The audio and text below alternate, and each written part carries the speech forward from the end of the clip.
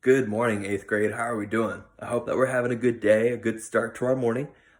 Today's video is going to be all about estimating quantities, but it's going to be estimating quantities still with our exponents and a little bit of scientific notation. So we're going to go over that and estimating quantities, and still important to remember our exponent laws. So without further ado, let's get to the video. All right, eighth graders, this week we are going to be talking about estimating quantities, but we're kind of switching things up a little bit, okay? I just want to give you this introduction into kind of how things are going to be written, because many times you have been asking me, hey, why is this calculator giving me something with an E or something like that? And that's actually called scientific notation, okay? So scientific notation can be written like this: 5.2 times 10 to the 7th power, or it could be 5.2 E7. That E just means times 10 to whatever power is next to it, okay? There can only be one number in front of our decimal, just like we have here. That's always the case, okay? You are always multiplying by 10 raised to an exponent or 10 raised to a power. That's always how things in scientific notation work. Okay? The exponent tells you how many times you need to move the decimal to write the standard version of your number. So not only does that exponent tell us how many times a number is being multiplied by itself, in this case, how many powers of 10, because always 10 times an exponent, or 10 to the exponent, but it can also tell us directionally how we need to move our decimal. So if the exponent is positive, you move the decimal to the right however many times the exponent tells you to.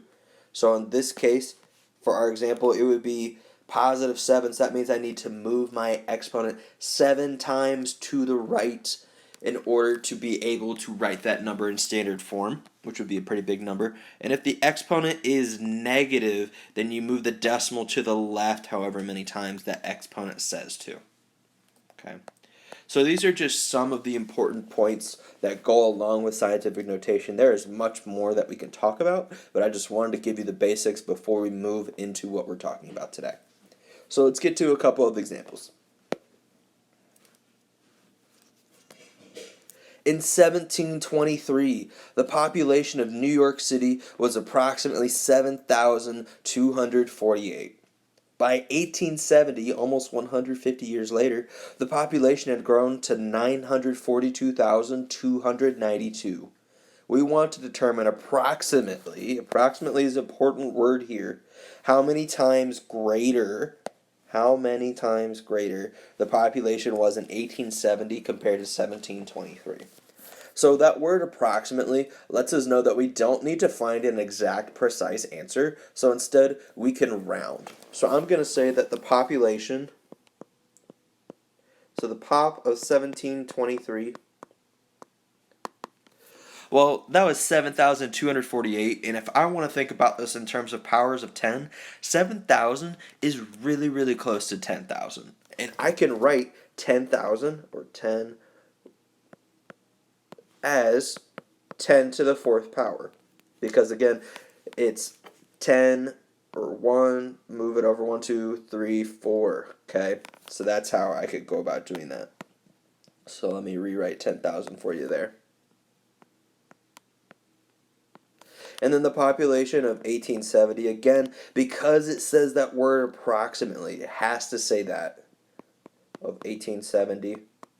Well, 942,000 is pretty close to 1 million. So, 1 million, that's 10 to the 6th power. Now it wants to know how many times greater the population was in 1870 compared to 1723. Now I know that a lot of people will say, it says times, Mr. Gerber, so that means I have to multiply. In this case, since we are comparing these two populations in these two different years, we actually do not want to multiply. We want to divide in this case. And in this case, population of 1870 was approximately 10 to the 6th power divide that by 10 to the fourth power. Because this difference between these two will give me 10 to some power, which tells me approximately how many times greater 10 to the fourth is compared to 10 to the sixth power. And this is when we need to use our exponent laws again. Again, they are not going away for us. I have the same base. My base is 10. My base is 10 and I am dividing, which in this case means that I can subtract my exponents together. So 10 to the 6th minus 4, which gives me 10 to the second power. That 10 to the second power tells me that 10 to the fourth to 10 to the sixth is approximately 10 squared greater, or 100 times larger, or there are 100 times more people. So there are, and I'm not going to write approximately because we don't have enough room, but there are approximately 100 times more people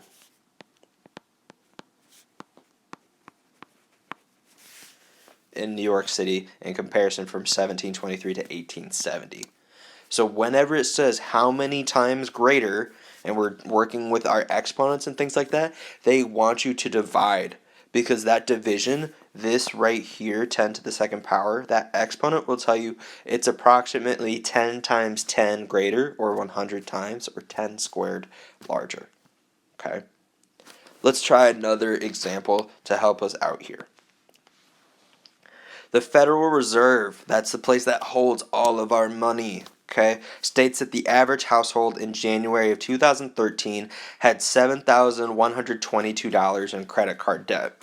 About how many times greater is the U.S. national debt, which is, let's see, we have hundreds, thousands, millions, billions, trillions. It's approximately 16,755,133,009,522. So I want to rewrite each number to the nearest power of 10 that exceeds it and then compares. So this is going to be easy when it comes to writing this out for the national credit card debt. The closest power of 10 for 7,122, well, that closest one is going to be 10,000, which if I write this as a base of 10 to some power, is going to be 10 to the fourth power. Okay? However, this is going to be a little bit different for the U.S. debt, because the U.S. debt, let me just write this down, 16,755,133. Whoops, I think I'm off. Can't read and write at the same time. 522. The closest power of 10 is going to be, let's see if we have hundreds, hundred thousands, millions, billions, trillion. If I'm at 16 trillion right now, I know that that's over 10 trillion, so that's not going to be closest to it. In fact, the next closest thing is going to be 100 trillion. So let me just write this out.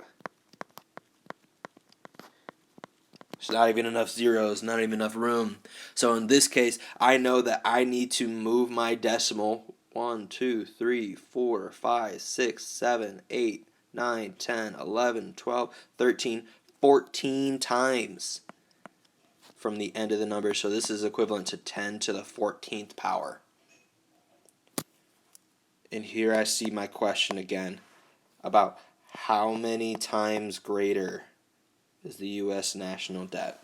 So that means that U.S. national debt needs to be on top of my fraction. So I have 10 to the 14th power. And I'm comparing that to the average household debt, credit card debt, which was rewritten as 10 to the fourth power. And I'm using my exponent laws. I am dividing by the same base of 10, which means that I can subtract my exponents. So I have 10 to the 14 minus 4 power, which is the same thing as 10 to the 10th power. So I can say that the U.S. national debt is approximately 10 to the 10th power times greater.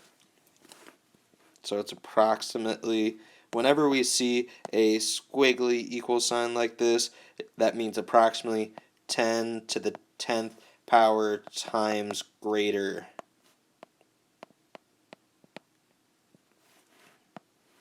Okay?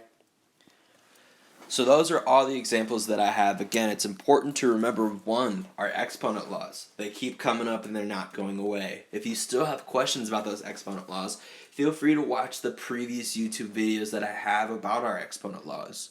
And then it's also important to remember that when it's asking us to compare how many times greater something is, that means that we need to do division.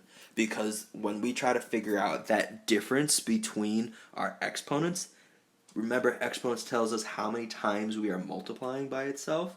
That will ultimately tell us how many times greater a new exponent is compared to an old one. Okay?